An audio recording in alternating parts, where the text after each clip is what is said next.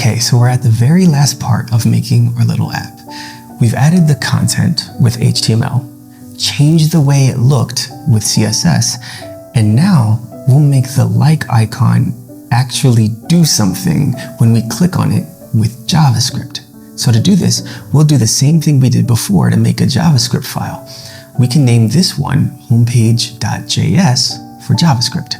And just like when we told our HTML where our CSS file was, we'll do the same with JavaScript. For JavaScript files, we add them just on the inside of the body tag at the very end here. We can just type script, make sure we select this one here that says script source, and press enter. Inside these quotation marks, we'll just tell our app where our new JavaScript file is. We named it homepage.js in this folder, so we'll just type that. And now we can open up our new JavaScript file to make the heart icon do something when we click on it. Remember how we selected things like our heart icon with CSS? We want to do the same thing with JavaScript so that when someone clicks on the icon, we'll make the icon switch to that filled in version we downloaded earlier. So to select something on our HTML document, JavaScript gives us a really nice feature that we can use by just typing document to use something on our HTML document, then a dot, and then the words query selector to select something with parentheses at the end. Finally, inside these parentheses, we'll add some quotation marks and put what we want to select inside. Just like always, since we're selecting a class, we'll put a dot first, showing we're selecting a class, and then just type the name of the class. If you remember, the name of our class is heart icon. So we'll write that in here. And that's it. We've selected the heart icon. And we'll be doing this a lot in JavaScript. Now, it might help us to think about how JavaScript works real quick. Kind of like someone working on an assembly line with a conveyor belt, JavaScript starts at one end, the top, and moves its way down the line to the other end, the bottom. Here we've selected our heart icon, but if we want to use it later, it might be helpful to tell it to keep it somewhere. Otherwise, JavaScript is just going to continue moving on down the conveyor belt and we'll never actually get to use it. We can do the same thing in JavaScript and tell it to store this heart icon so we can switch it to the filled in version of it later. We do that by putting them in something called a variable. And variables are just like boxes that we can put pretty much anything inside of, like icons, videos, numbers, text, whatever. And they're super easy to make. When we want to make them, we just write the word let, like the phrase, let there be light, and then just whatever we want to call our variable. Let's say we decide to call ours heart icon, since it's where we're going to keep our heart icon element from our page. Then we just type an equal sign and set it to the heart icon on our HTML document. Great, so we've selected our heart icon and saved it in a variable so we can switch it to the filled version when someone clicks on it later. Now we just want to check or listen for when someone clicks on the heart icon and then do something, right? Well, JavaScript has another cool built-in feature or function that we can use to check or listen for when the user clicks on our heart icon. We just type a dot after we write the name of our heart icon variable and type the words add event listener. And just like before, we write some parentheses at the end. Inside these parentheses, we write two things. We want to listen for when the user clicks on the icon, so we can write the word click between quotation marks like this. And then we just write the second thing, what we want JavaScript to actually do when the user clicks. So we write a comma, press space to give ourselves some room, and then write the name of some instructions we'll give JavaScript on what to do.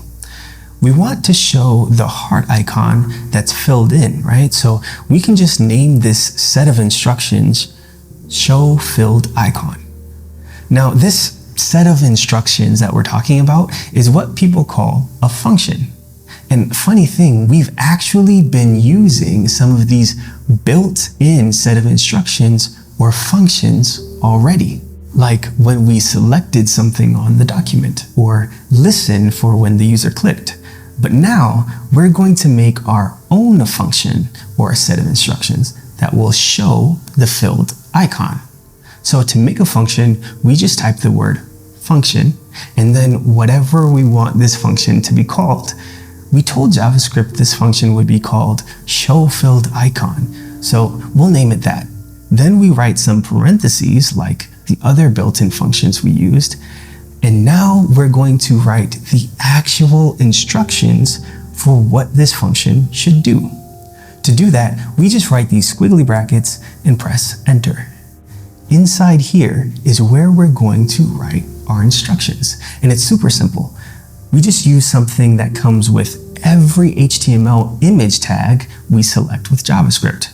Remember when we first added this icon in HTML with the image tag?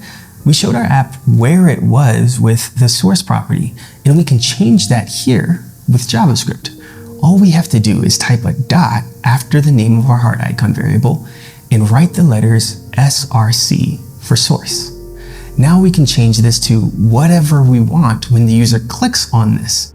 Let's set it equal to the filled in version of our heart icon. We downloaded it to this folder earlier and it's called hearticonfilled.svg. And when we save, now when we click the icon, it switches to the filled in version of the heart. That's mad cool, right? Okay, so we're almost done. And now we'll also just select the number of likes and add 1 to it every time we click on the heart. And we only have to write like 4 more things to do it. So first, let's select our number of likes text on our HTML document. So just like we did with the heart icon, let's select our number of likes tag. We gave it a class with the name number of likes when we first made it in our HTML file. So let's write that in here. And now that we selected it, let's just make a new variable and save our number of likes text in there. Let's say we choose to call the new variable number of likes text. Now, when the user clicks the heart icon, we have these set of instructions or this function we told JavaScript to do, right? In here, let's try changing the text when the user clicks on the icon. And it's super easy and really similar to how we change the icon. We'll first write the name of our number of likes text variable and then use another built-in property of HTML tags by typing a dot after. We want to change the text inside of this tag, right?